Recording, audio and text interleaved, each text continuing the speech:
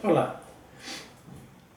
Los primitivos habitantes de España, investigaciones con el auxilio de la lengua vasca, por Guillermo de Humboldt.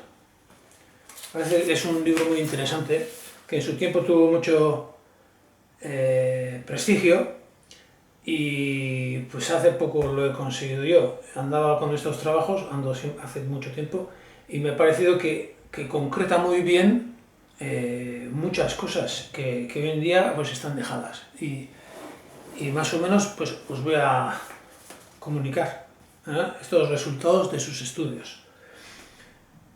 Guillermo Humboldt era prusiano, estuvo por el País Vasco hacia 1800, se interesó mucho por las lenguas. La Universidad de Berlín parece ser que se llama Universidad Humboldt en su nombre, y según él pues los íberos eran los más antiguos de Occidente. Tenían lengua y escritura propias. Y luego se fueron juntando con los celtas que venían de Francia o se venían allí, aquí hay como los celtas son algo que está ahí, una cultura como intermedia, digamos, que se mezclaban con los íberos y demás. Bueno,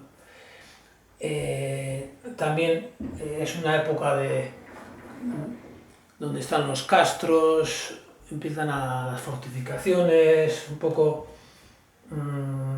pues la era esta prehistórica, digamos, ¿no? Pongo interrogantes, porque luego vienen los griegos y los romanos también, que nos hablan de ellos, de los íberos, de los celtas, de todos, y comienza la historia, la civilización, todo ello pues en cierto modo pues desde la desmemoria de lo que fue, y en estos momentos también estamos en esta desmemoria y estamos recomponiendo, y me parece pues los resultados de los estudios de Humboldt muy interesantes.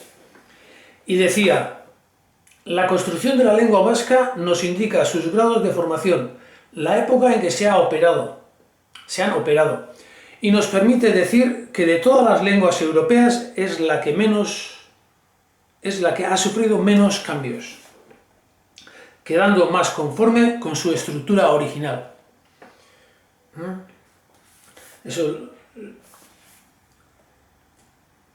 En esto veo una prueba más en apoyo de la opinión ya expresada sobre la gran antigüedad del pueblo íbero.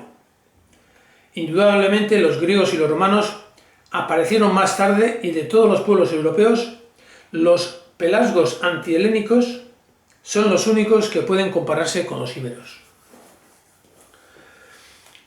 Este es lo que viene antes de los resultados de estos estudios.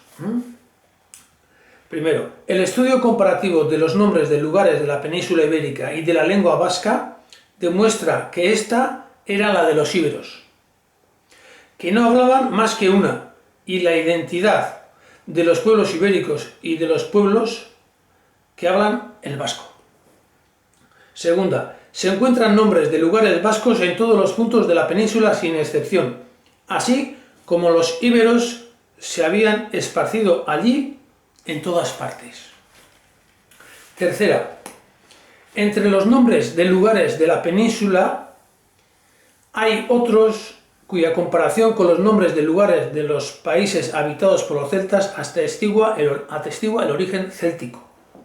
Sirven para reconocer, allí donde faltan testimonios históricos, las localidades donde los celtas se mezclaron a los íberos. Cuarta, los íberos no habitaron sin mezclarse con los celtas, más que en las cercanías de los Pirineos y en la costa meridional. Los dos pueblos mezclados ocupaban el interior, la Lusitania y la mayor parte de la costa norte. Quinto, los celtas iberienses se relacionaban por el lenguaje con los celtas, de donde provienen los antiguos nombres de lugares de la Galia y de la Gran Bretaña, y las lenguas aún vivas en esas comarcas. Pero probablemente no eran pueblos de puro tronco gálico, separados de una nación que había quedado tras ellos. La diferencia de carácter y de instituciones lo demuestra suficientemente. quizás se establecieron en las Galias antes de los tiempos históricos, o por lo menos antes que los galos. En todo caso, en su mezcla con los íberos era el carácter iberiense el que dominaba y no el carácter galo. Según los romanos nos lo han dado a conocer. Sexta.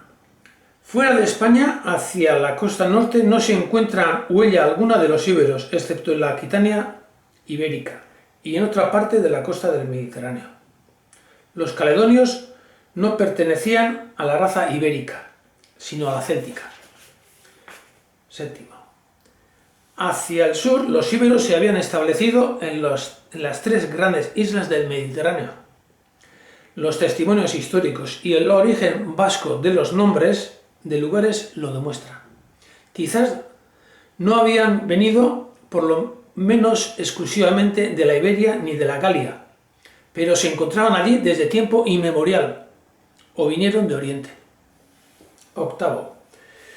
No está probado todavía que los íberos perteneciesen a los pueblos primitivos de la Italia continental. Sin embargo, el gran número de nombres de lugares de origen vasco da peso a esta opinión.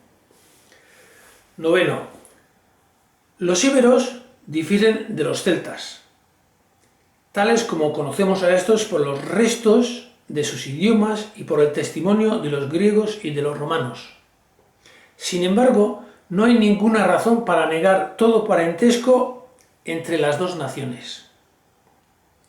La comparación de los nombres de lugares, esos monumentos históricos que únicamente subsisten, nos da resultados con certidumbres.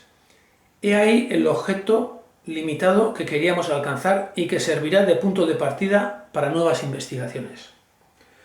Un trabajo completo sobre los habitantes primitivos de España exigiría un estudio comparado de la lengua vasca y de las lenguas de la Europa occidental.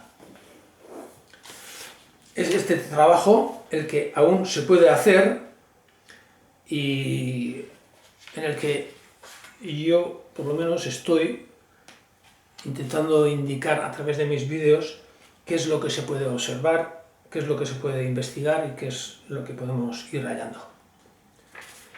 Pues aquí tenemos a Humboldt, y si es interesante, pues adelante.